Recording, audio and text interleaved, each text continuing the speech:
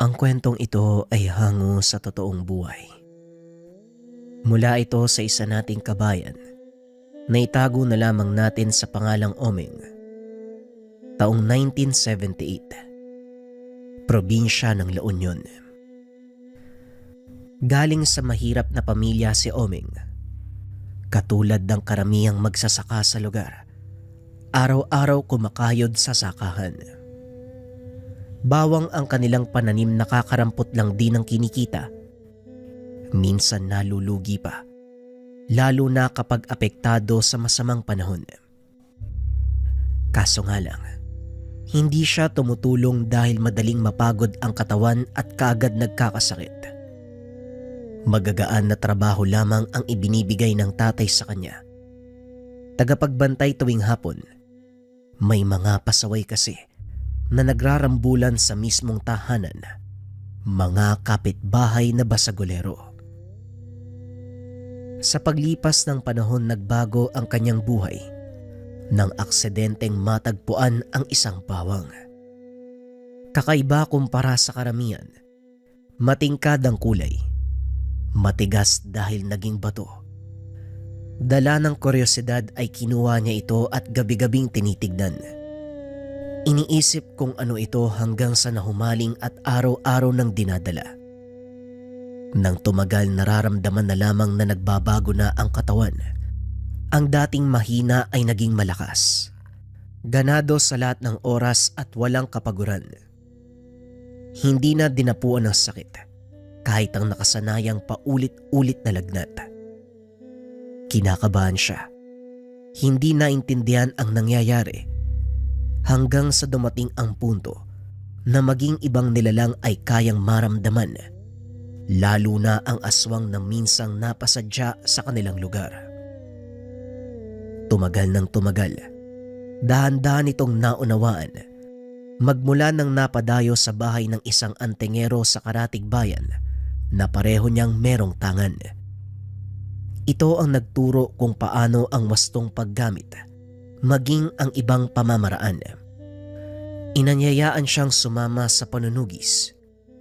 Namangha sa taglay na tangan at pagbalik ng bahay, nagpasya na pangatawanan at gawing tungkulin ang pagtaboy sa mga masasamang nilalang. Omeng anak, halika nga muna dito. May pupuntahan ako sa kabilang bahay ha. Sasadyain ko lang si pareng okay. Itatanong ko kung tuloy ba yung sabong sa piyesta. Sa Sabado na kasi yun eh. Ikaw na muna magbantay ng taniman. Kapag merong nagrambulan, huwag ka matakot na mambato. Sa ulo mo tirahin para matauhan. Basta ganun pa rin ha. Tumingin ka lang sa mga pananim. Bawal kang gumawa ng kung ano. Lalakad na ako. Walang reklamong sumunod si Omeng sa utos ng ama. Sa katunayan, gusto niyang aminin na kaya nang gumawa ng mabigat na bagay. Pero sa takot na baka kung ano ang sabihin, sinarili muna. Umaasa na balang araw magkakaroon ng lakas ng loob para magtapat. Kagaya ng nakasanayan, nagbitbit siya ng upuan at nagtungo sa gitna ng taniman. Doon naupo habang tinitignan ang paligid. Dala niya ang tirador at supot ng bato, panlaban at pangtaboy sa mga pasaway, tao man o hayop, lalong-lalo na ang mga peste. Payapa naman ang mga sumunod na oras hanggang sa unti-unti nang narinig ang rambulan. Nauso ang basag ulo sa mga ito at wagas kung manggulo. Hindi sinasanto ang kahit sino, kahit sitahin pa ng mga tanod.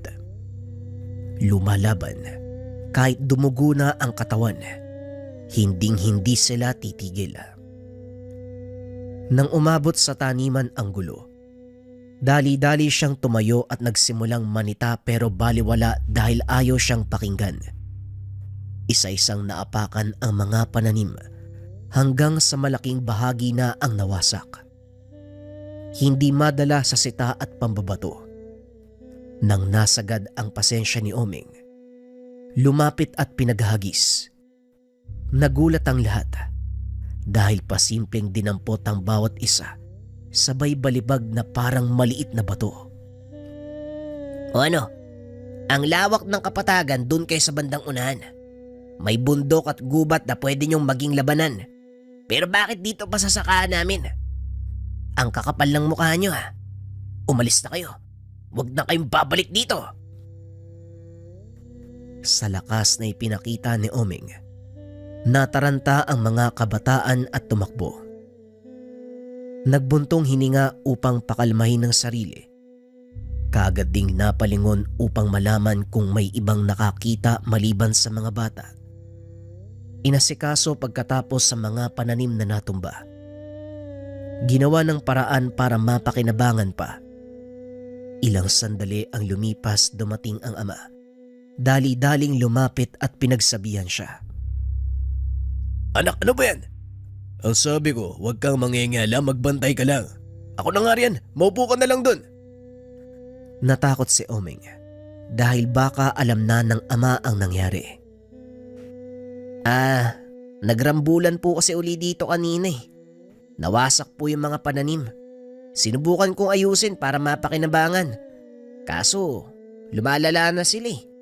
Dumarami ang kabataang nakikisali. Taga ibang lugar yata, tay. Taga kabilang barangay ang iilan. May mga kasamang taga Karatig Bayan. Ito talagang mga kabataan ngayon. Walang inatubag kung hindi pakikipagbasagulo. Nagmadali na nga ako sa pag-uwi para maabutan ko eh. Papaluin ko sana isa-isa. Ikaw ba?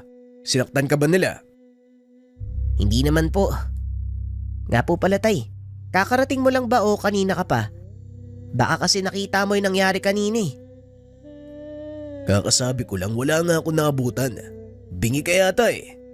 Basta sa susunod, wag mo nang gagalawin ang mga pananim na nasira sa rambulan. Bibilangin natin yung nawasak para pagbayarin yung mga yun. Kung hindi natin sila madadaan sa sita, dadaanin natin sa paniningil doon sa mga magulang tayo dumiretso para makasigurado. Nakahinga ng maluwag si Omeng matapos magsalita ng tatay. Sa paglubog ng araw, umuwi na rin sila para makapaghapunan. Sa kalagitnaan ng kainan, isiningit ni Tatay Pedring ang isang usapin. Nga pala anak, ipagpaliban mo muna yung pagpunta sa kabilang bayan. Alam ko nag-imbitahan tiyahin mo sa kaarawan niya, pero mas mainam na dito ka lang sa bahay. Delikado sa lugar. Kanina binanggit sa akin ni paring Oke, may sumasalakay daw na aswang eh. 2 buntis. Hindi nakaligtas ang isa. Hindi ko na maintindihan yung takbo ng panahon ngayon ah. Kung hindi problema sa gulo ng mga kabataan, eto namang mga aswang ang poproblemahin. Bagyang nalungkot si Oming. Nagkasundo sila ng kakilalang albularyo na magkikita. Kapitbahay ito ng kanyang tiyahin. Sasama rin sana ito sa panunugis pero dahil sa sinabi ng ama, nagdadalawang isip. Hindi niya ugaling sumaway, lalo na kapag sinabing bawal ang paglabas. Bakit po pala may aswang, tay? Saan ba galing yung mga nilalang na yan? Bakit sila kumakain ng tao? Yung laman ng tao? Tapos talagang buhay pa yung sadya. Ay nako, malay ko sa mga halimaw na yan. Nung magkaisip ako, nandyan na yan eh. Ayos lang sana kung hanggang pananakot ang gagawin. Buhay na ang tinitira eh. May mga tao na nag-aral kung paano sila pupuksain. Tinatawag silang manunugis kung hindi mo alam. Ang iba may anting-anting o mutya, antingero, bagay na nagsisilbing proteksyon upang malabanan ng mga ito at makasabay sa kabangisan. Sana umabot sa kalaman nila para matulungan ng mga tao. Paano kung magkaroon ako ng mutya? Tay, ilagay na lang natin sa ganung usapin ha. Papayagan mo ba akong lumabas para manugis? Natigilan ang ama at napatitig sa kanya. Hindi ito nakapagsalita. Ilang sandali pa bago nakaisip ng sasabihin. Matyaga naman siyang nag-intay upang malaman ang sagot. Isang biyaya ang pagkakaroon ng mutya. Bihira lamang itong mangyari sa buhay ng tao dahil hindi basta-basta ang bagay na yan. Kung sakaling magkaroon ka, kung sakaling magkaroon ka, Magpapasalamat ako sa kalikasan dahil binigyan ka. Pero hindi ako makakapayag na manugis. Kahit may proteksyon kang mutya, hindi natin alam ang posibleng mangyari. Iba't iba ang uri ng aswang. May ordinaryo na madaling mapuksa. Meron din namang kahirap patayin. Bumabaliktad pa kung minsan at napapatay ang manunugis. Kaso po di ba dapat pinangangatawanan yung pagkakaroon nun? Paano kung pinili ka ng mutya? Isasawalang bahala na lang po ba dahil sa takot? Kung makatanong ka naman parang meron ka. Hoy, wag na tayong mangarap. Maganda ang magkaroon pero seryosong tungkulin yan. Hindi pwede sa maiksing panahon lang. Panghabang buhay yan na tungkulin. O siya, tapusin mo na ang pagkain. Lalabas lang ako. Tumango si Omeng bilang sagot. Napapaisip sa sinabi ng ama. Malinaw na hindi ito sang-ayon sa pagkakaroon niya ng mutya. Pero ayaw ring pakawalan ang tungkulin na nagbibigay ng lakas at nagligtas sa mga karamdaman. Maiintindihan mo naman tay siguro. Ipapaliwanag ko na lang barang araw. Patawad ko, itatago ko muna sa ngayon. Wika niya habang nakatingin sa ama na nagsisindi ng sulo sa labas. Sumunod siya at tumulong. Pinapasok na rin ang tahanan makalipas ang ilang sandali. Samantalang nanatili si Tatay Pedring upang magbantay. Paminsan-minsan, may siraulong nagnanakaw ng pananim.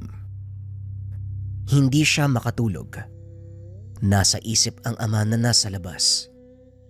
Dumungaw siya sa bintana para malaman kung ano ang ginagawa. Naroon lang sa tabi. Nakaupo habang inaatupag ang pagbabantay. Ganon ang sitwasyon sa lumipas na mga oras. Biglang nagbago nang sumapit ang madaling araw. Papasok na ng mga sandaling ito si Tatay Pedring, pero natigilan nang makarinig ng angil sa dulo ng taniman. Maging si Omeng ay naagawang pansin. Nagmamadali siyang lumabas upang hilahin palayo ang ama dahil ang ingay ay nagmumula sa isang aswang. Anak, pumasok ka. Sa palagay ko mabangis na hayop yan. Doon ka sa loob. Ako nang bahala sa lintik na to. Wika ni Tatay Pedring. Dali-daling sinindihan ng iba pang sulo sa bakuran sabay hugot ng itak. Hindi tay, kayo po ang pumasok. Ako nang bahala sa aswang na yan. At ano ang gagawin mo, Ber? Titirahin ng tirador.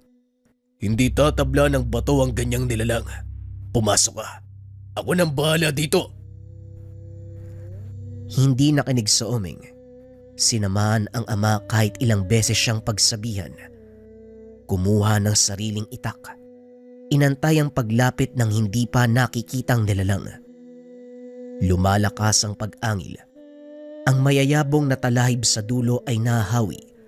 Para bang nagwawala roon ng halimaw. Lumapit sila at nakita ang isang nilalang na duguan. Maraming sugat sa katawan. Malala ang lagay. Namimilipit sa sakit habang nakatingin sa kanila ang mga matang nangungusap. Ilang sandali pa. Nagpalit ng anyong tao. Kagad nagsalita. Wag, hindi ako kaaway. Tulungan niyo ako. Tinutugis ako ng aking mga kalahi. Nakikiusap ako. Tulungan mo ang mukha mo. Aswang ka tapos sasabihin mong hindi ka kaaway. Aba, utuin mo ang ibang tao, wag lang kami. Kung ayaw mong mapatay, umalis ka na at wag kang babalik dito. Ano pang inaantay mo? Lumakad ka na. Kung hindi, tatagain kita. Hindi ako pwedeng umalis. Wala na ako mapupuntahan. Hinahabol ako ng aking kalahi. Kailangan ko ng tulong. Tulungan niyo ako. Bakit ka naman nila inahabol? Katulad ka naman nila. Teka, siguro nililin lang mo kami, no?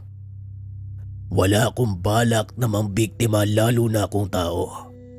Manong, hindi ako kagaya ng karamihang aswang. Sinusubukan kong mamuhay ng katulad niyo bilang normal. Kaya nga tinutugis ako ng sariling kalahi dahil imbes na tulungan sila, kumukontra ako. Sa katunayan, pinapatay ko ang aswang na makikitang bumibiktima ng tao. Wika nito. Mararamdaman ang sinseridad at pagkatotoo pero hindi pinaniwalaan ni Tatay Pedring. Talagang kami pa yung sinubukan mong bilugin ah. Kung hindi mo pa na itatanong, marami akong napuksang aswang. Baka gusto mong dumagdag. Manong, totoo ang sinasabi ko. Maniwala kayo, isa po talaga ako. Hindi na ituloy ang pagsasalita. Nang biglang mag-ibang anyo, sabay sunggab kay Tatang Pedring na nasa malapit. Otomatikong kumilos si Omeng at sumaklolo. Matapos mahawakan, walang pagdadalawang isip na binali ang kamay. Maging ang ama ay hindi makapaniwalang tumingin sa anak. Kagad itong nag-iwas. Aba, marunong ka palang makipaglaban anak. Hindi ko alam yan. Saan ka naman natuto? Ngayon ko lang nakita yung ganung galawan. At saka gumamit ka ng lakas na ko. Baka mamaya lagnating ka niyan. Tay, paano po yung aswang? Iiwan na lang po natin dito. Baka makatakas pa yan. Halika na, hayaan mo, patay na rin yan eh. Dalian mo bago may dumating. Malay natin may kasama pa yung iba.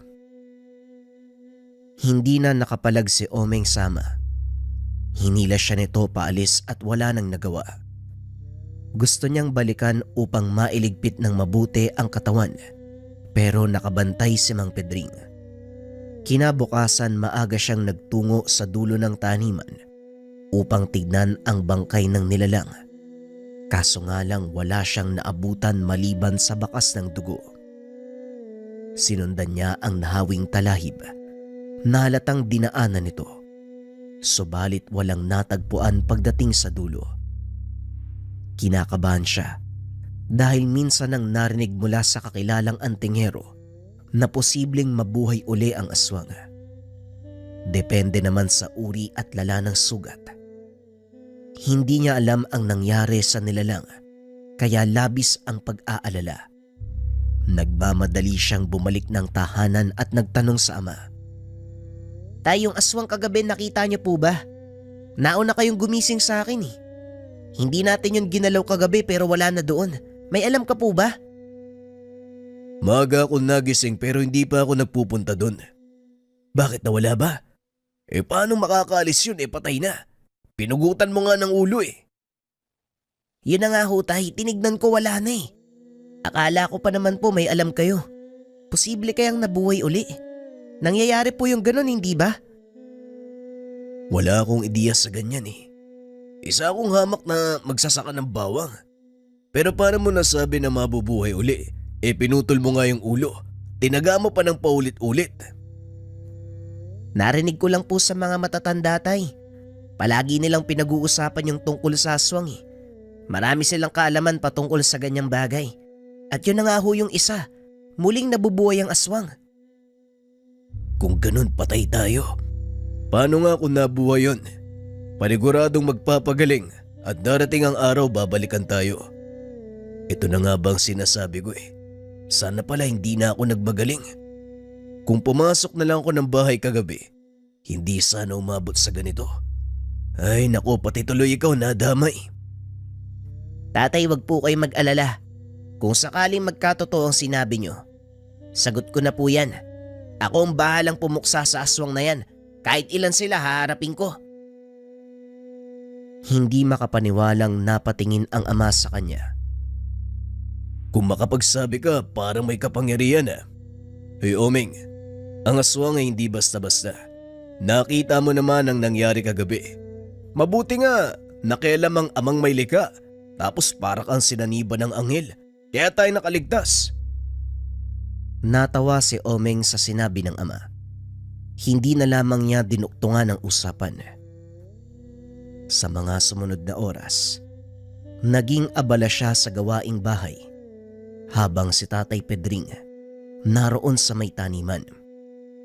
Pinuputol ang mga talahib na may bakas ng aswang. Maging ang yapak sa lupa ay tinabunan upang wala nang magduda. Umiiwas na lamang sa posibleng isipin ng mga kabaryo Mahirap magpaliwanag sa mga taong hindi marunong makinig at mga ugaling mas pipiliin pa ang sariling paniniwala. At isa pa, wala na ang nilalang sa lugar. Matapos nun, inasikaso ang pagbilang sa mga pananim na nasira.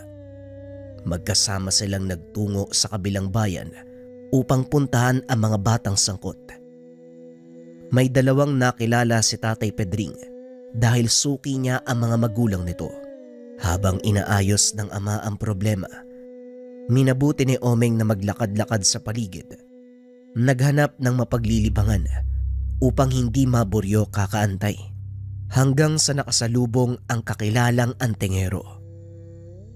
"Mang Berto, kumusta ho? Ako po to si Omeng oh. Mabuti ho nagkasalubong tayo. May gusto po akong itanong tungkol sa aswang eh." Hindi mo man sabihin, naamoy ko ang nangyari. Sinalakay ka ng aswang, tama ba? Sariwa pa ang samyo na kumapit sa'yo. Napaamoy sa sarili si Omeng pero hindi niya maamoy ang sinasabi nito. Hindi pa po kasi ako nakakaligo. Sa pagmamadali at maraming iniisip. Nakalimutan ng personal na gawain pero talaga po bang naamoy niyo po yung samyo ng aswang sa akin? Ilang oras na pong lumipas. Kagabi pa namin nakasagupa eh. Malakas ang kapit ng amoy, lalo na kapag nawakan mo. Magsabi ka, ano ang nangyari? Kinalaban ho kami ni tatay pero hindi namin naasikaso ang katawan eh. Natatakot kasi ako na malaman niyang meron akong tangan. Tutol ho siya eh. Gusto ko sanang iligpit katulad ng ginawa niyo nung isang beses akong sumama sa panunugis. Pero hindi nangyari. Binalikan ko kaninang umaga pero wala na. Masasabi niyo po ba? Buhay kaya yun kahit pinugutan ng ulo? Nakahinga ang antingero. Binigyan siya ng tapik sa balikat. Huwag kang mag-alala, hindi na yun mabubuhay. Napugutan mo na pala ng ulo eh. Ang aswang na may kakayahang mabuhay ay iilang lahi lamang. Kapag nagtamo ng sugat sa katawan, hindi kong napugutan ng ulo o nahati. Sa tingin ko kinuha ng kasamang bangkay kaya hindi na nakita. Mabuti ang ginawa mo, Omeng. Biruin mo baguhan ka pa lang. Pero may naiambag ka na sa tungkulin bilang manunugis. Mas magiging maligaya po sana kapag pinayagan ako ni Tatay Pedring. Kapag ganito kasi na tinatago ko, limitado lang ho yung kilos eh. Balang araw naman po sasabihin ko rin sa kanya at sana sa pagkakataong iyon sasang-ayon na siya. Ipinagdarasal ko na payagan ka niya. E paano kung sumuway ka muna? Mamayang gabi may tutugisin akong aswang. Ibang lahi ito ha. Ito ang pabalik-balik sa lugar namin eh. 3 beses na. Nakadali pa ng buntis. Tapos nakita ko rin doon sa kabilang barangay kanina lang. Hindi ko mahuli kasi masyadong terik ang araw eh. Maraming tao sa paligid. Nalingat ako sandali na wala na eh. Pag-iisipan ko yung alok nyo. Baka payagan ako ni tatay na bumisita kay tiya mamaya. Kapag nakaalis po ako, pupuntahan kita. Sa ngayon po pala, kailangan ko na magpaalam ha, baka hinahanap na ako eh. Magkita na lang po tayo sa susunod. Habang pauwi ng tahanan, walang ibang nasa isip si Omeng kung hindi ang sinabi nito at ang planong pagtakas mamayang gabi. Gustong-gusto niyang maging katulad ng antingero. Pangangatawanan ang pagkakaroon ng mutya. Patuloy siyang nagdarasal na payagan ng ama. Pagsapit ng gabi, palakad-lakad sa harapan ng pintuan. Nakatingin lang si Tatay Pedring. Halos magkadikit ang mga kilay sa pagtataka. Napano ka ba, Omeng? Hindi ko na mabilang kung ilang beses ka naglakad ah. Pabalik-balik ka dyan, may problema ba? Tay, baka pwede pong pumunta ako kay tiya. Ngayon po kasi yung selebrasyon nila eh. Kaya hindi ako mapakali, gusto ko po sanang dumalo kung papayagan niyo ako. Matagal bago nakasagot si Mang Pedring. Sa sandaling pumayag ito ay tuwang-tuwa siya. Hindi na pinakinggan ang kasunod na sinabi dahil sa pagmamadali. Nakarating siya sa kabilang bayan, malalim na ang gabi. Wala nang tao sa labas. at hindi na nakaabot sa tahanan ng tiyahin dahil nakasalubong na si Mang Berto. Kasalukuyan itong nanunugis. Tamang-tama ang dating mo. Nakita ko na ang aswang pero nakatakas eh. Kilala niya ako. Bali ganito ang gagawin, tulungan mo kong hulihin siya. Lumapit ka sa kanya. Tignan natin kung ano mangyayari.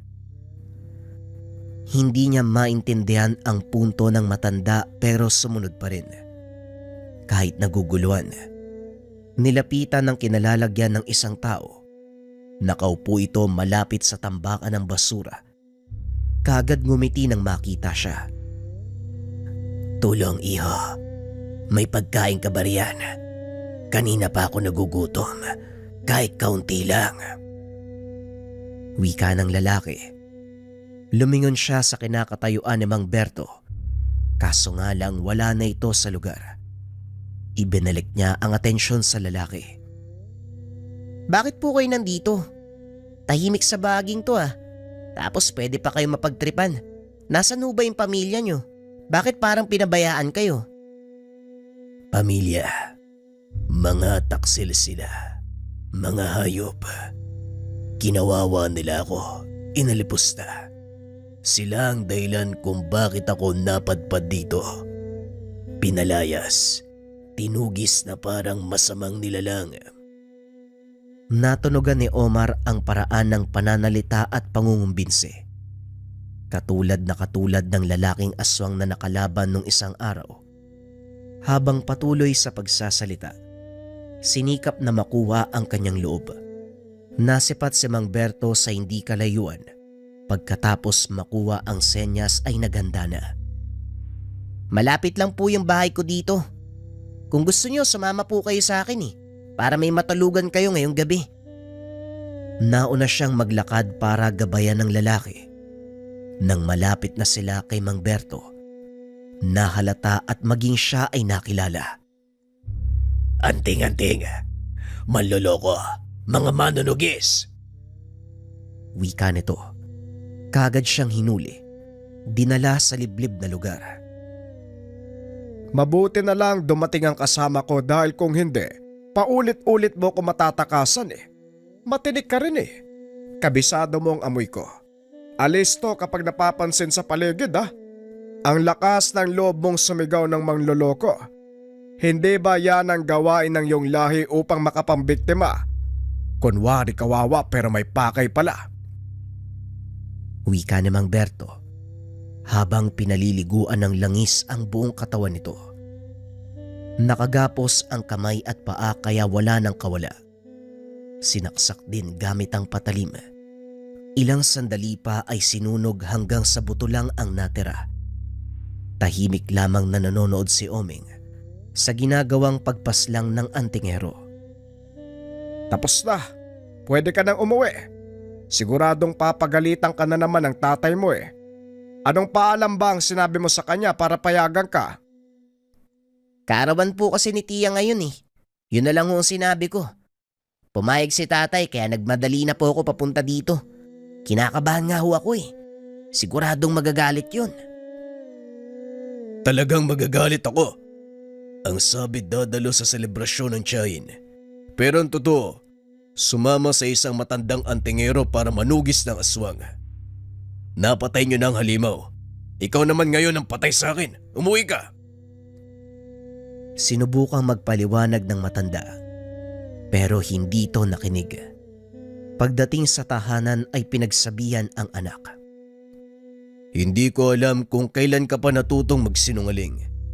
Kaya pala ang lakas mong makatanong tungkol sa mutya at aswang. Meron na palang tinatangan.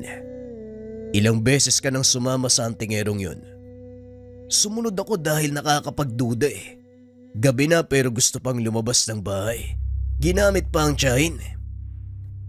Tatay, pasensya na po. Hindi ko po sinasadyang itago sa inyo ang totoo. Natatakot lang po ako sa magiging reaksyon nyo kung sakali. Humahanap lang po ako ng tiyempo. Napabuntong hininga si Tatay Pedring. Mahabang katahimikan bago siya nagsalita muli. O siya, kung yan talaga ang gusto mo, papayagan kita. Basta siguraduhin mong ligtas sa lahat ng oras. Huwag mo na muna akong kausapin. Masama pa ang loob ko sa'yo. Natuwa si Omeng dahil sa wakas pumayag ang ama. Ilang araw niya itong sinuyo para magkaayos uli.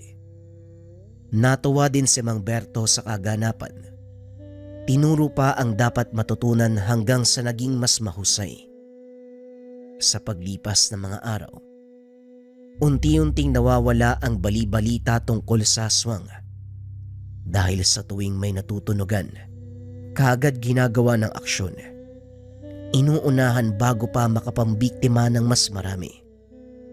Niyakap ni Omeng ang tungkulin hanggang sa naging ganap na manunugis, protektor ng mga tao, laban sa banta ng mga aswang. Ang susunod nating kwento mga kabayan ay mahabang istorya na isang bagsak. Huwag na nating patagalin pa, simulan na ang kwento. Ang kwentong ito ay hango sa totoong buhay.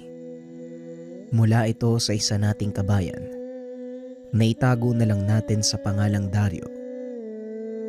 Walang eksaktong taon. Probinsya ng Sarangani. Sa bawat pagkakamali mo, Dario, hindi lang ikaw ang napapahamak. Maraming tao ang nadadamay, lalo na ang mga kaanak natin. Kailan ka ba magtitino? Kailan ka ba gagawa ng mabuti para sa sarili mo?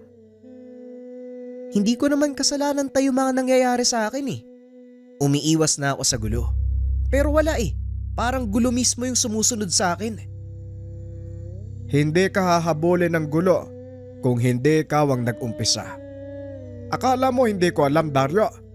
Si Kapitana nagsabi sa akin, sinugod mo ang grupo nila Meroy sa kabilang baryo. Hindi alam ni Kapitan ang buong kwento. Masyado siyang nagpapaniwala kay Meroy na yun eh. Hinarang nila ako nung pauwi ako galing sa bayan. Bahala nga kayo. Ang hirap kasi sa inyo. Ayaw niyong paniwalaan yung mga sinasabi ko. Ito ang tipikal na tagpo sa tahanan ng mag-ama. Si Mang Apolinario, kilalang sanggano at basagulero ang binata. Madalas laman ng kulungan sa bayan. Kabaliktaran nito ng kanyang ama, na kilalang manggagamot sa kanilang lugar. Madalas itong ipinapatawag ng kapitan dahil sa mga ginagawang kalokohan ni Dario. Ngunit isang pangyayari ang nakapagpabago ng buhay at pagkatao ng binata. Isang hapon kakagising lang ni Dario.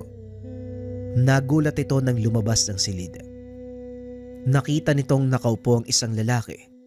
Nakatitig lamang sa kanya. Mabuti naman at gising ka na. Nga pala, ang Tio Gardo mo. Magandang hapon po. Sige ho, maiwan ko na kayo. May pupuntahan pa ako eh. Hoy! Huwag kang bastos ha! Maupo ka dito, Dario! Napalingon si Dario sa matanda.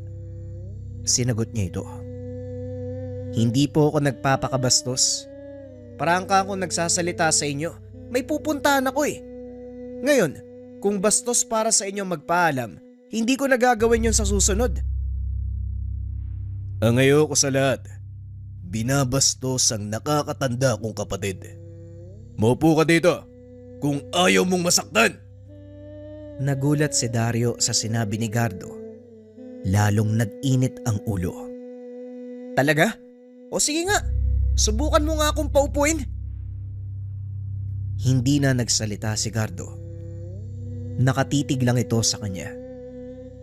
Laking gulat ng binata dahil tila nanigas ang mga tuhod nito. Hindi na makakbang. Bakit hindi ko maiakbang ang paa ko? Anong ginawa mo? Ang lakas ng loob mong hamunin ako. Pero pag-akbang lang, hindi mo magawa. Nakakaya ka.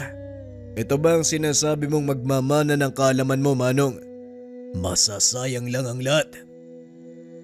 Hindi pa napapagtanto ni Dario ang kanyang tadhana. Kaya nga pinapunta kita dito para disiplinahin ang ugok na yan. Gardo, hindi ko na kayang pasunurin ang anak ko. Kaya ihahabilin ko na siya sa'yo. Ako ang bahala sa kanya. Itutuwid ko ang baluktot na pag-uugali ng batang yan. Mag-ayos ka na. Bukas sa bukas. Alis tayo. Ikinumpas nito ang kamay. Biglang natumba ang binata. Paano kung ayokong sumama sa'yo? Hindi ikaw ang magdidikta ng buhay ko. Titignan natin bukas. Huwag kang aalis ng bahay na ito. Dahil sa oras na lumabas ka ng pintuan, siguradong pagsisisihan mo. Hindi nakinig ang binata sa babala ng chewin. Tumayo ito at naglakad palabas ng pintuan. Laking gulat ni Dario nang biglang humarang sa kanya ang malaking nilalang. Itinulak siya papasok. Bahagya itong umangil. Siya ang alaga kong aswang. Ngayon kung hindi ka pa rin makikinig, magiging hapunan ka ng nilalang na yan. Namutla si Dario. Hindi makaalis sa kanyang kinaupuan hanggang sa inutusan ni Gardo na umalis ang nilalang. Saka pa lamang nakatayo ang binata, dali-daling pumasok sa kanyang kwarto. Nako, ikaw naman oo. Mukhang nasindak mo naman yata ng husto si Dario. Hindi ko alam, buhay pa rin pala ang alaga mong aswang. Matagal na kaming nakapagpahinga, Manong. Payapa na yung baryo kaya wala nang masyadong ginagawa si Filimon. At isa pa, talagang mahaba ang buhay ng mga kagaya niya, lalo pat mula siya sa purong dugo na mabangkilan. Tandang-tanda ko pa. Nung una kong makilala si Filemon, ilang taong gulang pa lamang siya nun sino bang mag-aakala na isang aswang pala yan? Tama ka, Manong, kahit ako. Hindi nalaman ang kanyang totoong pagkatao kung hindi siya tumungtong sa edad na 18. Pero maiba ako, nga pala. Ano ba ang pakay mo sa pagpunta sa akin dito? Yun lang ba? Ang disiplinahin ng batang yan? Gusto kong sanahin mo si Dario.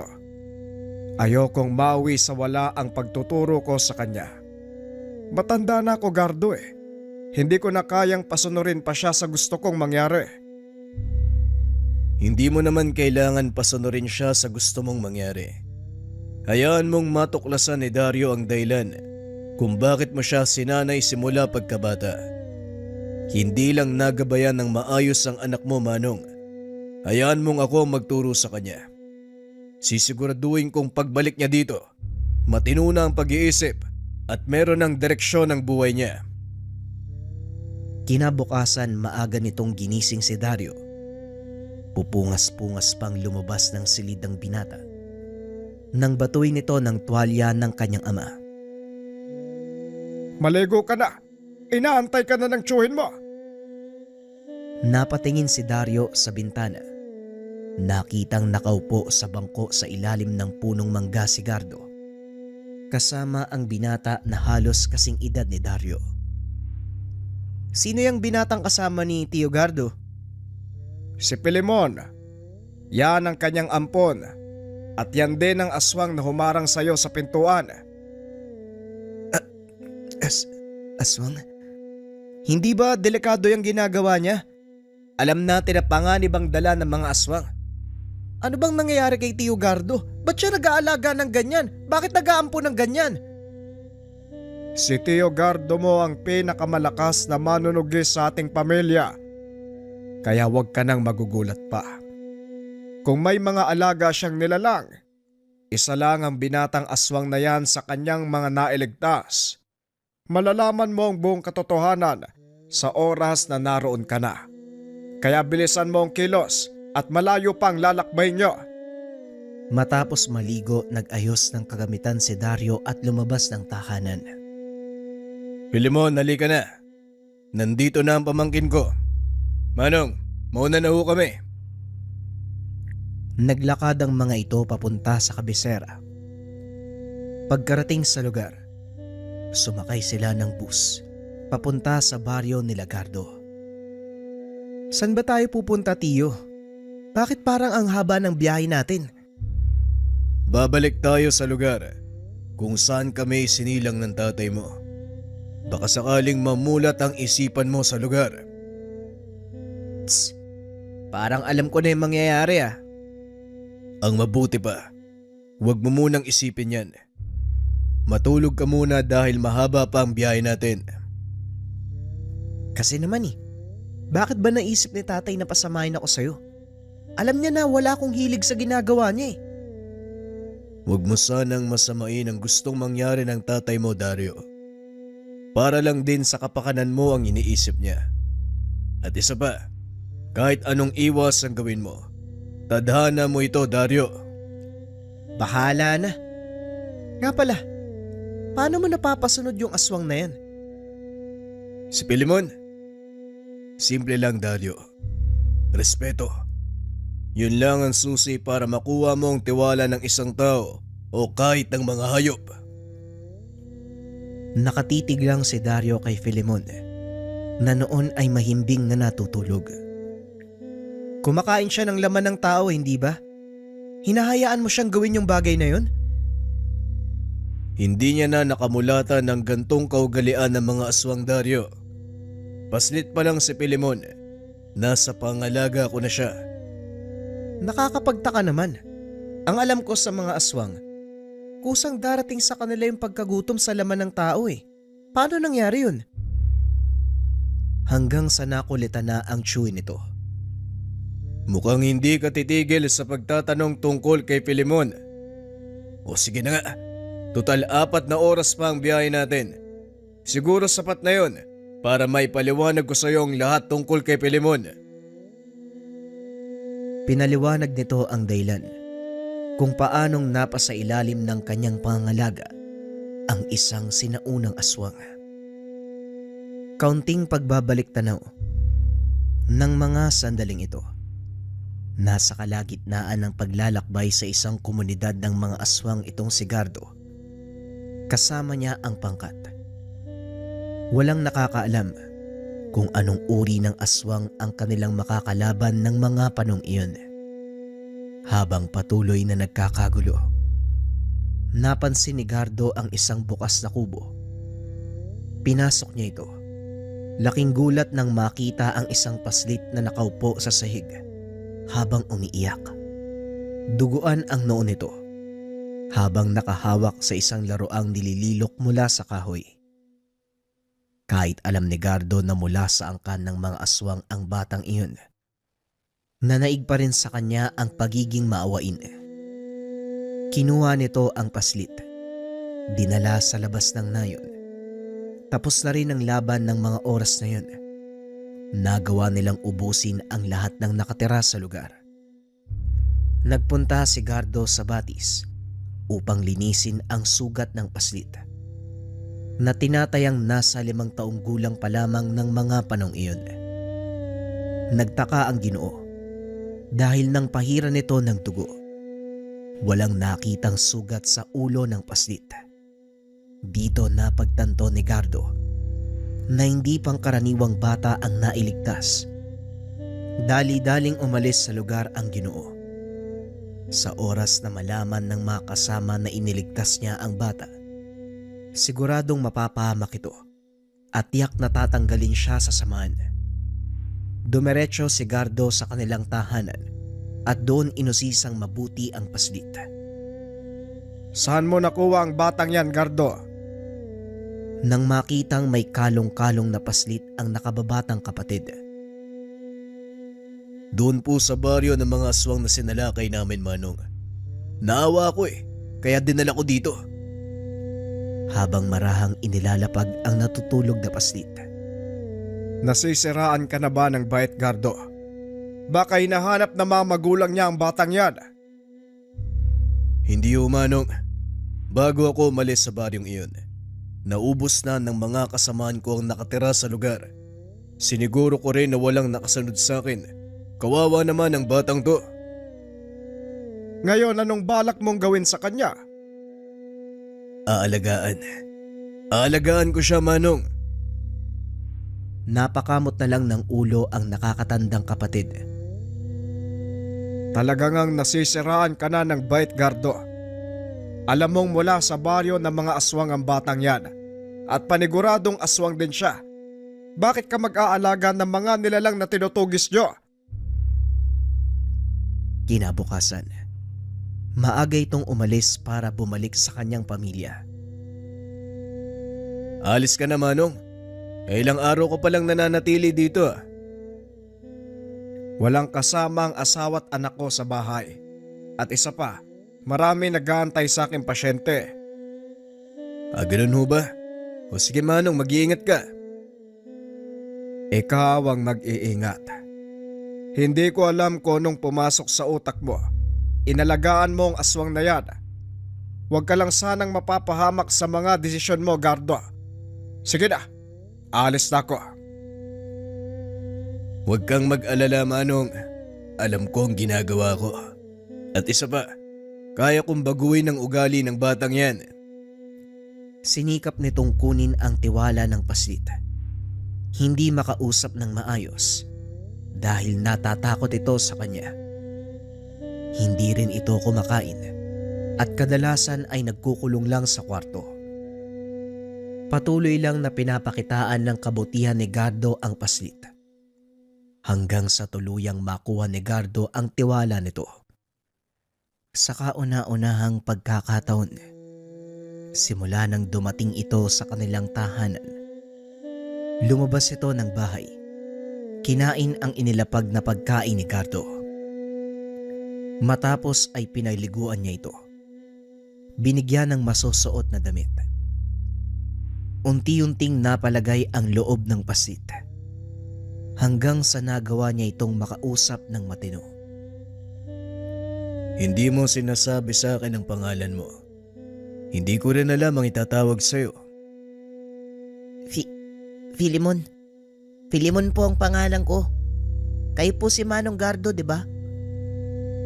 Nagulat si Gardo nang marinig na tinawag ng paslit ang pangalan niya.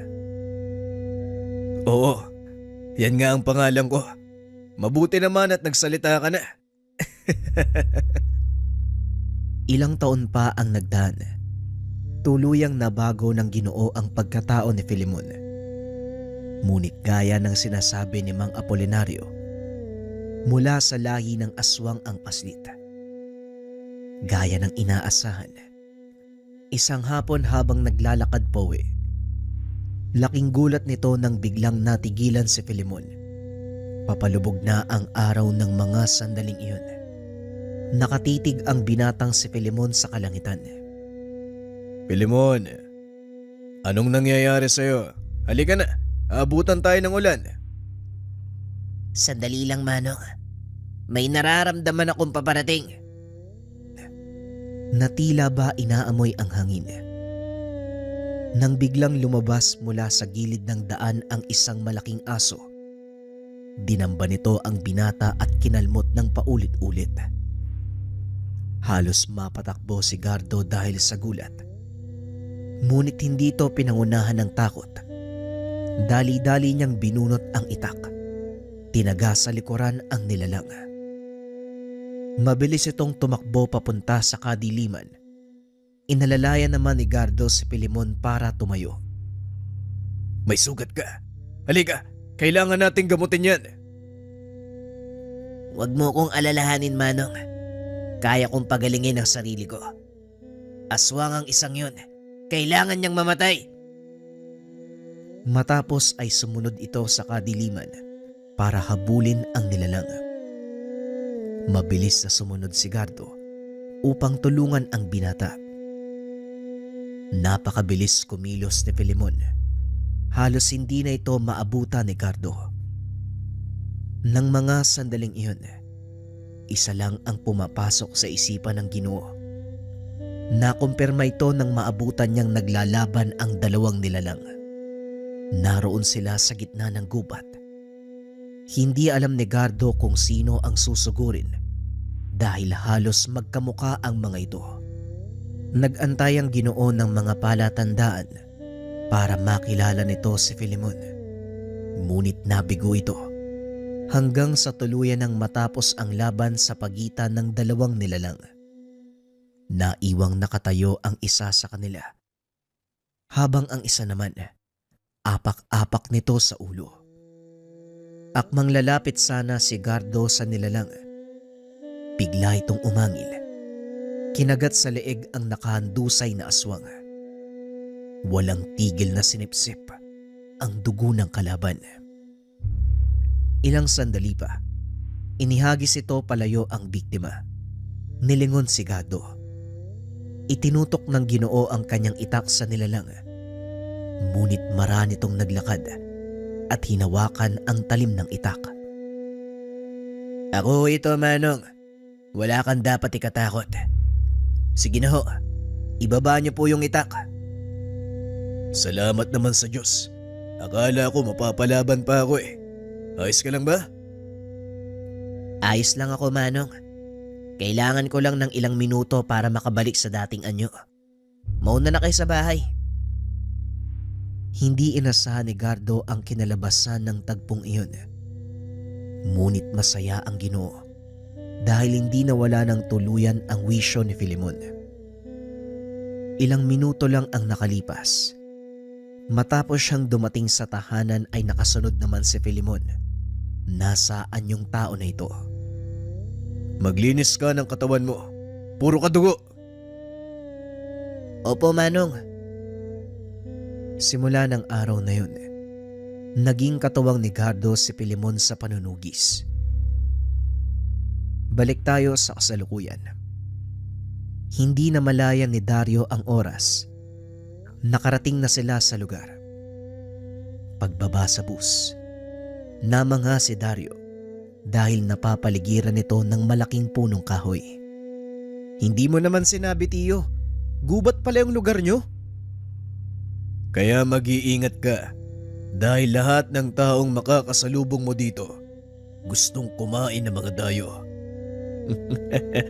Halika na, kakain muna tayo bago tumuloy sa tahanan. Mahababang lakaran pa ang gagawin natin. Pumasok ang mga ito sa isang karinderya at naupo.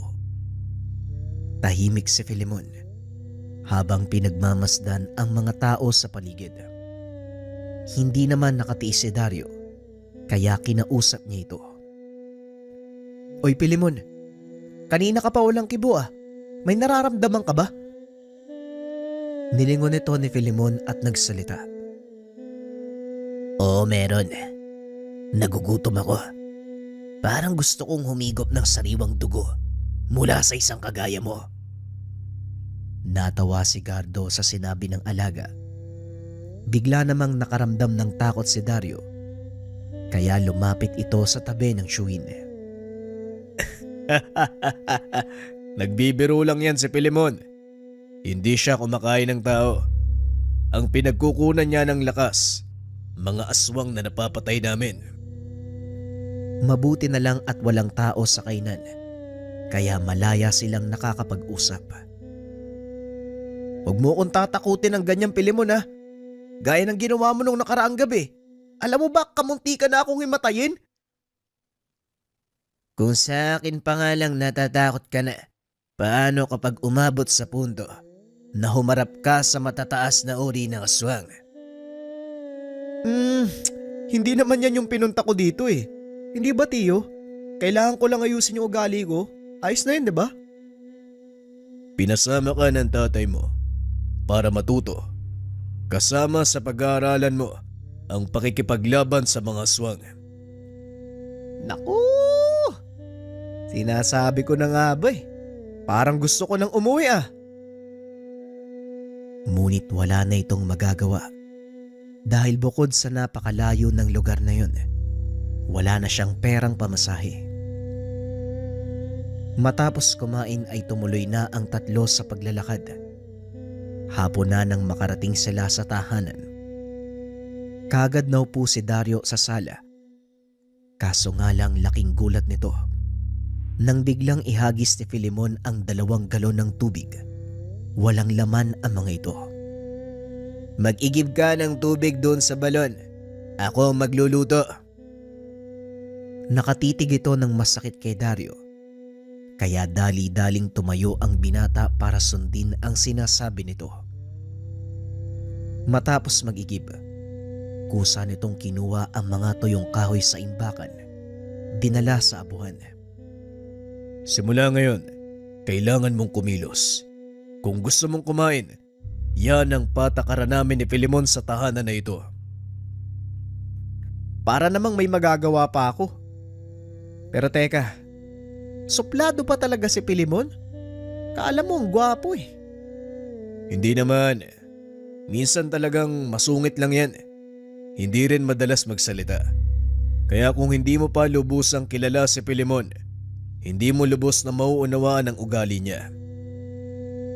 Sa paglipas ng mga araw, unti-unting nasasanay si Dario sa kanyang bagong kapaligiran.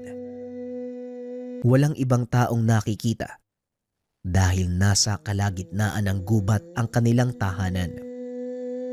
Bagay na ipinagtataka ng binata dahil ang alam niya, dito ipinanganak ang ama. Tiyo, di ba sabi mo dito kayo lumaki ni tatay? Bakit gubat to? Oo, dito kami lumaki. Hindi ko na pinutol ang mga tumubong puno para magsilbing lilim. Hanggang sa hindi na namalayan, lumago ito ng gusto. Mabuti nga yun, walang nakakapansin sa bahay natin. Matanong ko lang ho, bakit nyo naman po pinasok ang panggagamot? Gayong may pagpipilian naman kayo, di ba? Hindi naman kailangan yan, di ba? Oo, tama ka. May pagpipilian kami ni Manong noon. Pero mas ginusto namin kung anong meron kami ngayon. Ito ang buhay na nakagis na namin, Dario. Isang tungkulin mula sa may likha ang aming isinakatuparan.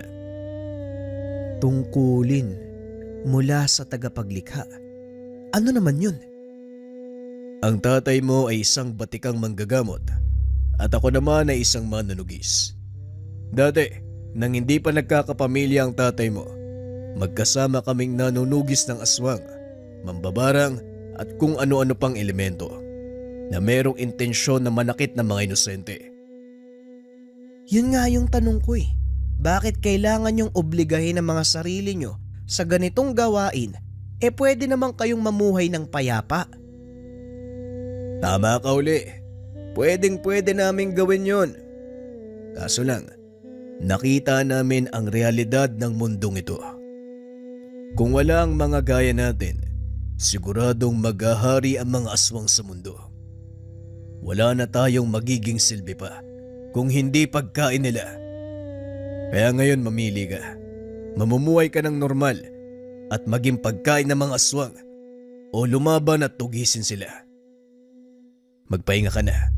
Bukas, sisimulan ko ang pagtuturo sa'yo. Kinabukasan hindi pa man sumisikat ang araw. Ginising na ni Filemon si Dario.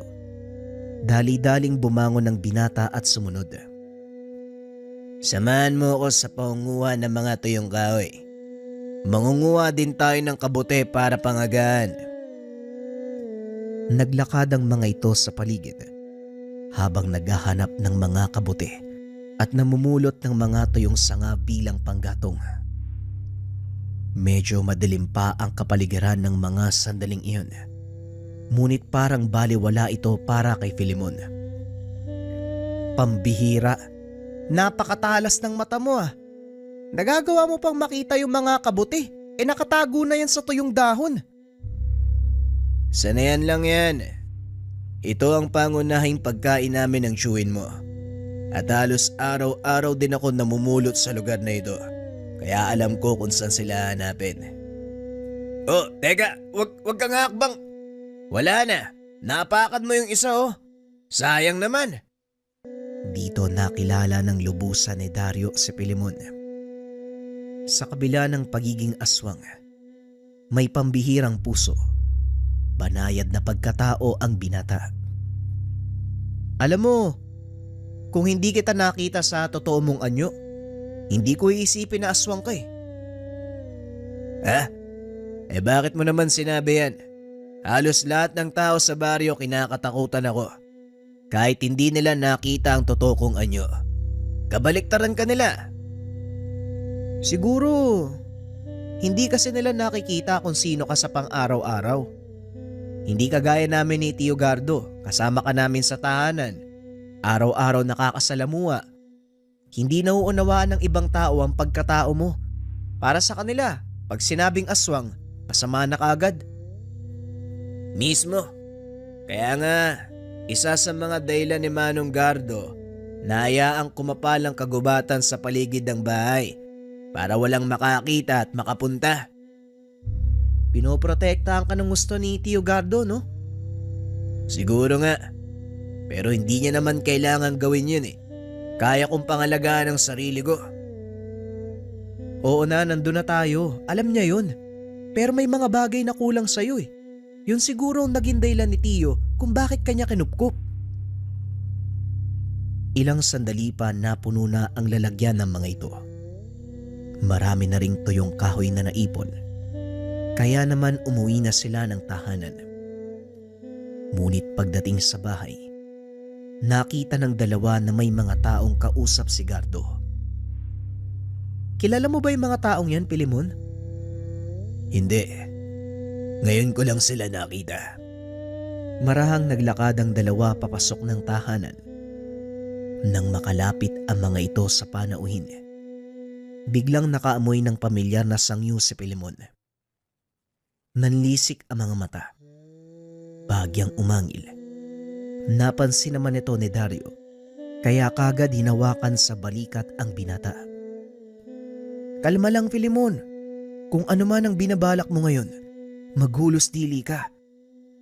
Naamoy ko sa kanila ang taong pumatay sa nanay at tatay ko. Mukhang kasama ni Tio Gardo mga yan eh. Ngayon ko lang sila nakita dito, kaya hindi ako sigurado. Nakatingin ang dalawa sa kinaroroonan ni Gardo. Maya-maya ay nakita nila. Pasimple itong lumilingon sa kanila. Umalis ang mga kalalakian. Pumasok ng tahanan si Gardo. Pilimon, mukhang may lakad tayo ngayong gabi. Isang bakahan ng sinalakay ng mga hindi kilalang nilalang. Marami sa mga alaga nila ang namatay. Namatay? Paanong namatay, Manong? Natutuyo ang dugo at wala ng labang loob. Nakiusap ang may-ari ng pangkat na tugisin kung ano man ang pumapatay sa mga alaga nila. Sige, Manong. Maghahanda na ho ako ng mga dadalhin para pagsapit ng oras, lalakad na lang tayo. O ikaw, Dario, gusto mo bang sumama? Saan? Manghuli ng aswang? Di bali na lang. Walang bantay sa bahay eh. Dito na lang ako. Ikaw ang bahala. Pero kapag wala kami ni Pilimon sa bahay, may bumibisitang nilalang. Sigurado ka bang makakatulog ka ng maayos? Yan tayo, Tio eh. Yan tayo eh. Oo na nga eh, sasama na nga ako eh. Yan ang gusto ko sa'yo. Huwag kang mag-alala. Hindi naman sigurado kung aswang yun ang gagambala doon eh. Kumalma ka lang. Oo na, Tio. Kung ano mang sabihin mo, sasama na ako. Eto, Dario. Dalin mo ang itak na ito para kung sakaling aswang ang sumalakay, may panglabang ka. Pagsapit ng hapon bandang 3:00, nagpa siyang lumakad ang mga ito. Dumating sila sa nasabing bakahan. Nang hindi pa lumulubog ang araw, ginawa ito ni Gardo para mapag-aralan ang lugar. Napapaligiran ng makapal na gubat ang bakahan. May posibilidad na asong gubat ang sumasalakay. Ngunit maging alisto kayo dahil hindi pa rin tayo nakakasigurado. Gusto kong makita ang mga patay na hayop. Baka sakaling maamoy ko. Wala na ang mga yon, Pilimon. Sinunog na ng may-ari dahil nangangamoy na ang mga ito. Kung hahayaang nakabuyangyang sa bukirin. Kung ganon, wala na tayong ibang paraan para matukoy ang mga salarin, kundi abangan na lumabas sila. Oo, nakiusap ako sa may-ari. Isarado niya ang lahat ng mga kulungan at mag-iwan ng 2 baka bilang pain. Naroon sa labas ng turel. Yon ang babantayan mo, Dario. Huh? Teka, bakit ako? Paano kung aswang nga yung sumalakay? Sasama lang ako Yun na nga ang punto. Kung sakaling aswang ang sumalakay, hindi ka nila kilala at hindi sila maghihinala. At isa pa, matatakam silang lumapit sa pain, lalo pa kapag meron silang naamoy na tao. Tiyo naman, gagawin niyo pa akong pain sa aswang. Tiyo, tigilan mo ko, ayoko. Ikaw ang bahala. Pero gaya ng sinabi ko, napapaligiran ng makapal na gubat ang paligid. Hindi natin alam kung saan manggagaling ang pagsalakay. Oo nga no, pwedeng nasa likod mo sila. Pero hindi mo napapansin. Kaya nga mas maganda kapag nasa kapatagan ka Nakaupo, kasama ang mga baka. Nakikita ka naman namin Wala nang nagawa ang binata kung hindi pumayag sa gusto ng tiyuhin. Sinimula na ang plano. Naupo si Dario sa tabi ng mga baka.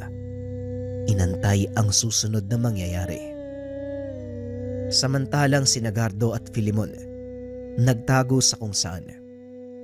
Pinili ng mga ito na huwag ipaalam kay Dario ang kanilang lokasyon para kung sakaling aswang man ang sumalakay, hindi sila makikita. Palalim ng palalim ang gabi. Wala namang nangyayari. Tadtad ng kagat ng lamok ang braso, pati na rin ang binti ng binata. Kaya naman nagpa siya ito na gumawa ng siga. Namulot ng tuyong kahoy sa paligid si Dario. At habang ginagawa niya ito, nakarinig siya ng mga yabag ng paa mula sa kanyang likuran. Dahan-dahang lumingon ng binata. Nanlaki ang mga mata nang makakita ng malaking aso.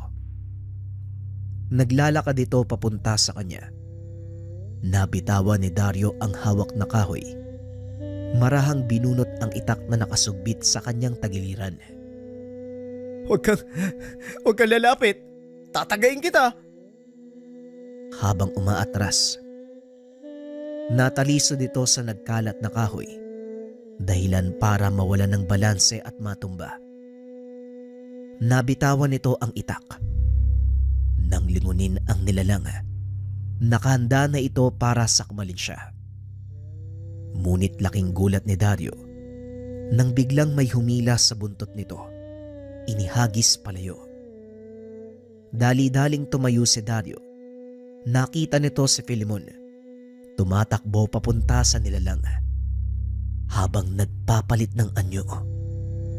Bigla itong tumalon pa itaas. Bumulusok papunta sa kinakatayuan ng nilalang. Isang malakas sa suntok ang ibinigay, dahilan para sumadsad sa lupa ang ulo ng malaking aso. Hinawakan niya ito sa buntot at ilang ulit na hinampas sa malaking puno. Matapos nun, kinagat ni Filimon ang leeg ng nilalang. Sinipsip ang dugo. Nagkamali sila ng pagsalakay. Tinaon pa nila na gutom si Filimon. Nagawa nilang talunin ang nilalang. Ngunit lingid sa kaalaman ng mga ito na isang patibong ang kanilang napasukan. Naglalakad palabas ng kagubatan ang tatlo nang makita ni Dario ang mga kasamahan ni Cardo. Tiyo, hindi ba yan yung mga kasama mo? Anong ginagawa nila dito? Tanong ni Dario. Filimon, Dario, dito lang kayo. Ako na ang lalapit sa kanila at makikipag-usap. Naglakad ito papunta sa kinaroroonan ng mga kasama. Laking gulat ni Filimon nang makita nito ang isa pang nakatagong lalaki. Hinampas nito ng kahoy sa likuran si Gardo, dahilan para mawalan ng malay. Hindi na nagdalawang isip pa si Filimon. Dali-daling tumakbo para matulungan si Gardo. Nanatili naman sa kinakatayuan si Dario. Hindi alam ng binata ang gagawin ng mga oras na yun. Nakita nitong pinagtataga ng mga kalalakian si Filemon habang nakayapos ito kay Gardo para maprotektahan. Hindi na kumikilos si Filemon at Gardo ng mga oras na yun. Kaya inakala ng mga kalalakian na patay na ang mga ito. Ngunit akmang aalis na sila sa lugar, biglang umangilis si Filemon. Dahan-dahan itong tumayo. Inundayan ng taga ng isa sa mga lalaki ang binatang aswang. Ngunit sinalulang ito ni Filemon. Inagaw mula sa kamay ng lalaki ang itak. Hinawakan ni Filemon ang leeg ng lalaki. Walang pagdadalawang isip na hinila ang ulo, sabay kagat sa bandang leeg. Muling nagpalit ng anyo si Filemon. Pinagpapapatay ang mga kalalakian. Malakas na atungal ang pinakawalan ng aswang. Bumalot ito sa buong paligid. Nagkandalasog-lasog ang katawan ng mga kalalakian na nagtangkang pumatay sa kanila ni Gardo. Nang masigurong ligtas na ang paligid, dahan-dahang lumapit si Dario sa dalawa. Unti-unting tumayo si Gardo habang inaalalayan ni Filemon. Mga walang ya, isinuong nila tayo sa patibong. Bilisan mo, Filemon. Umalis na tayo dito. Aray ko. Napatingin si Dario sa binti ng Chewin. Nakita ang napakalaking sugat nito. Tiyo, may sugat ka. Kailangan nating magamot yan. Alam ko, pero mamaya na natin alalahanin yan. Kailangan makahanap tayo ng ligtas na lugar. Sa mga sandaling ito, alam na ni Karenato ang nangyari. Hindi sila titigil na habulin tayo hanggat hindi napapatay si Filemon. Pinasa ni Filemon si Gardo. Mabilis na tumakbo papasok ng kagubatan. Sumunod ka na lang sa akin, Dario. Pasensya na at may sugat din ako. Kaya hindi kita maaaring pasanin. Huwag mo na akong isipin, Filemon. Kaya kong tumakbo. Mauna na kayo. Nakasunod lang ako. Nagtungo si Filemon sa isang yungib. Hindi kalayuan sa kanilang pinanggalingan. Pagdating sa lugar, inihabilin nito si Gardo kay Dario. Dumito muna kayo. Kailangan kong burahin ang bakas natin. Kukuha din ako ng mga lamang gamot. Gawan mo ng paraan para matigil ang pagdurugo ng sugat ni Manong Gardo. Wala namang kahirap-hirap kay Dario ang paggamot ng malaking sugat dahil isa ito sa mga naituro ng kanyang ama. Hindi binti ng baka yung tatahiin ko, Tiyo ah. Pasensya ka na. Ito yung unang beses ko magtatahi ng totoong sugat ng tao eh. Alam kong kaya mo yan. Tinuruan ka ni Manong kung paano ang tamang pagtahi ng sugat. Malaki ang tiwala ko sa'yo, kaya gawin mo na. Simulan ni Dario ang pagtatahi. Kumuha ito ng ilang hibla ng buhok mula sa ulo ni Gardo. Meron siyang isang karayom mula sa mga dalang gamit. Ginamit nito ang buhok bilang sinulit para maisara ang sugat ng Chewin. Matapos ay binalot niya ito ng mga dahon ng tabako upang maiwasan ang impeksyon. Kaunting kalaman, ang pinatuyong dahon ng tabako, kabilang sa makalumang pamamaraan ng medisina na ginagamit para gumamot ng sugat. May taglay itong kemikal na nakakatulong sa pagpapaampat at pagtanggal ng kirot ng sugat. Ito ang kadalasang ginagamit ng ating mga ninuno bilang pangtakip sa mga sugat ng mandirigmang napinsala sa laban. Balik tayo sa kwento. Matapos gamutin ng sugat, nakatulog si Gardo. Marami na ang nawalang dugo, kaya nakaramdam ito ng panghihina sa katawan. Ilang sandali pa ay dumating na si Filemon na may dalang isang buwig ng buko at ilang pirasong halamang gamot. Itinapal nito ang mga dahon sa maliit na sugat ni Gardo. Pinainom ng katas ng buko ang Ginoo. Nakakatulong ang sabaw ng buko para manumbalik ang lakas niya. Ligtas na tayo sa lugar na ito at hindi na masusundan ng mga kalaban ng ating bakas. Magpahinga ka na. Ako na ang magbabantay kay Manong Gardo. Naupo si Dario sa tabi ni Gardo habang pinupunasan ang mga nagkalat na dugo sa kanyang muka. Hindi rin ako makakatulog ng ganito, Filemon. Kaya sasamahan na lang kita sa pagbabantay. Ikaw ang bahala. Binantayan ng dalawa si Gardo hanggang sa sumapit ang umaga. Hindi pa rin ito nagigising kaya hinayaan muna nilang magpahinga. Mukhang kailangan na nating makabalik sa bahay, Filemon. Doon mas makakapagpahinga ng maayos si Tio Gardo. Delikado ang bumalik sa tahanan. Alam na ng mga kalaban ang tungkol sa akin. Lalo lang malalagay sa panganib ang buhay ni Manong. Ang hindi ko maintindihan, bakit siya biglang sinugod ng mga kasama niya? Hindi ba kasapi siya ng samahan? Nang dahil sa akin, Dario. Itinago ni Manong ang pagkatao ko at nalaman ito ng samahan sa pamamagitan ng hinain nilang patibong kagabi. Kasalanan ko kung bakit napahamak si Manong. Natigil sa pag-uusap ang mga ito nang biglang magsalita si Gardo. Tigilan mo ang pagsisi sa sarili. Wala kang kasalanan.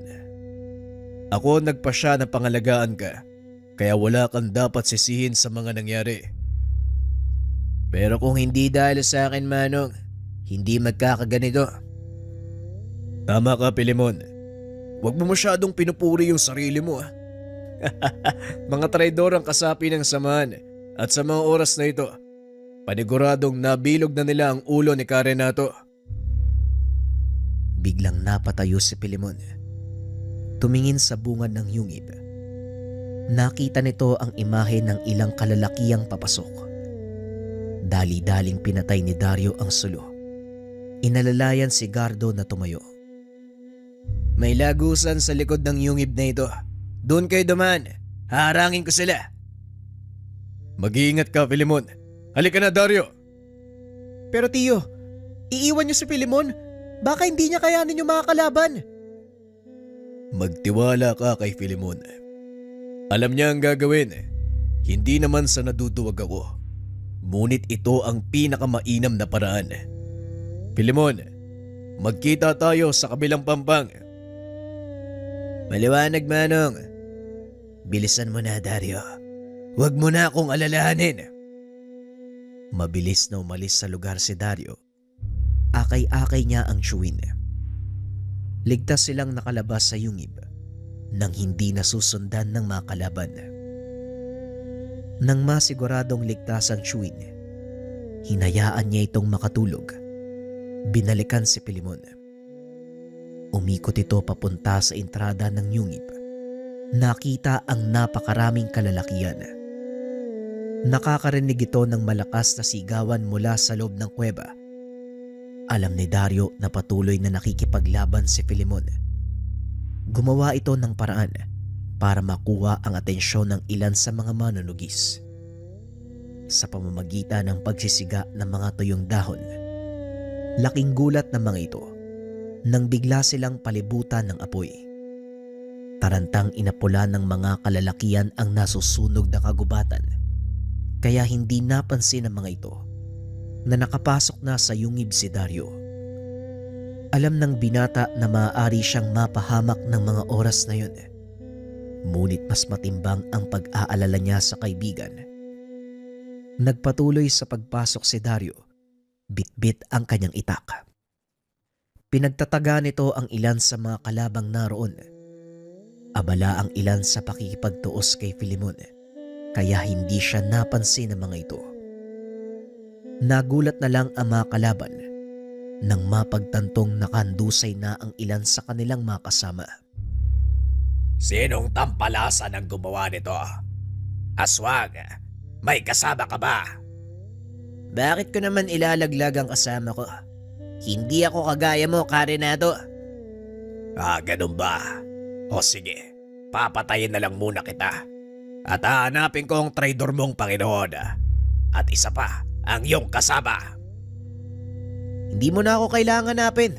Nandito ako oh. Subukan mong kumilos. Lalaslasin ko ang leeg mo. Dahan-dahang binitawan ng matanda ang hawak na itak. Hindi ko alam kung bakit nyo pinapangalagaan ang aswang na ito. Gayong may sinumpaan kayong tungkulin. Ang chewing ko meron, pero ako wala ah. Sabay tulak sa matanda. Malaking pagkakamali ang ginawa mo, bata. Hindi mo na sana ako pinakawalan. Ngayon pagsisisihan mo ang ginawa mo. Binitawan kita dahil hindi naman ako ang dapat na magpataw sa iyo ng parusa. Wala ka namang atraso sa akin eh. Nilingon ng matanda ang kinaroroonan ni Filemon. Laking gulat nito dahil wala na ang binata sa kinakatayuan. Nang muli itong magbalik ng tingin kay Dario, isang malakas sa suntok ang sumalubong sa kanya. Pinatay mo ang mga magulang ko sa kabila ng pagmamakaawa nila. Ginawa mo pa rin yun. Ngayon pagbabayaran mo ng buhay mo ang pagkamatay nila. Sabay sakal sa leeg ng matanda. Bumulwak pa itaas ang dugo nito. Pilit na nanlalaban si Karenato. Kaso nga lang wala na itong nagawa. Unti-unti nang nauubos ang kanyang dugo. Ilang sandali pa, narinig ni Dario ang malakas na lagutok ng buto. Hinila ni Filemon ang ulo nito. Inihiwalay sa katawan. Ngayon, matatahimik na mga magulang ko. Halika na, Dario. Balikan na natin si Manong Gardo. Pinagmamasdan ni Dario ang binatang aswang. Hindi ito makapaniwala na sa kabila ng napakaraming kalaban, ni isang sugat ay wala itong natamo. Talagang binalikan mo si Filemon. Tignan mo, parang wala nga nangyari sa kanya. Kasi Tiyo, hindi mo maaalis sa akin yung mag-alala. Kahit papano, partiyan ng pamilya natin ha. Nagulat si Filemon sa sinabi ni Dario. Lingid sa kaalaman ng binata. Ito ang matagal niyang pangarap, ang magkaroon ng isang pamilya. Simula nang mamatay ang mga magulang ko, wala nang kumilala sa akin bilang pamilya. Tanging si Manong Gardo lang ang nandyan para sa akin. Nagpapasalamat ako sa iyo, Manong. Pwes ngayon, hindi lang si Tiyo ang pamilya mo. Nandito ako, Filemon, no? At siguro, magtatagal muna ako sa lugar na to. Ano? Kaya mo bang maglakad, Tiyo? Marami pa tayong gagawin sa bahay. Ayoko nang kukubad-kupad. Biro lang, Tiyo. Matapos ang tagpong iyon, tuluyang nag-iba ang pag-uugali nito. Naging masiyahin din si Filemon. Madalas nang nakikipag-usap sa mga tao. Nawala na ang negatibong iniisip ng mga taga-baryo tungkol sa kanya. Samantalang si Dario naman, tinanggap ang pagsasanay sa ilalim ng kanyang chewing. Naging mahusay itong manggagamot at mananugis. Ilang taon ang nakalipas. Bumalik si Dario sa kanilang bayan. Laking gulat ng mga tao sa naging pagbabago ng binata. Masaya ako kung ano ka ngayon, anak ko. Hindi ako nagkamali. Alam kong magbabago pa ng lubusan ang iyong pag-uugali. May ilang bagay lang ako napagtanto, Tay. Naisip ko, walang kwenta yung nakaraang kong buhay, kaya kailangan kong baguhin. Naging batikang manggagamot si Dario sa kanilang lugar. Gaya ng kanyang ama, kinilala ito sa napakaraming larangan. Samantalang si Filemon naman, nagpaalam kay Gardo na aalis. Ngunit hindi na ito muli pang bumalik. Kahit papano, naging masaya si Gardo dahil nagawa niyang palakihin ang isang batang aswang na kamuntikang mapariwara ang buhay. Walang nakakaalam ng buong kaganapan. Maswerte ang inyong lingkod dahil nagawa tayong paunlakan, makapanayam ang isang mahusay na manggagamot at maibahagi ang kanyang kwento. Sinong mag-aakala? Mula sa pagiging sanggano, magbabago ng lubusan si Dario at yayakapin ang pagtulong sa kapwa. Maging siya, hindi rin inaasahan na babaguhin ng kanyang tiyuhin ang pagkatao sa pamamagitan ng mga karanasan nang minsan itong makasama ang isang albularyo na may alagang aswang.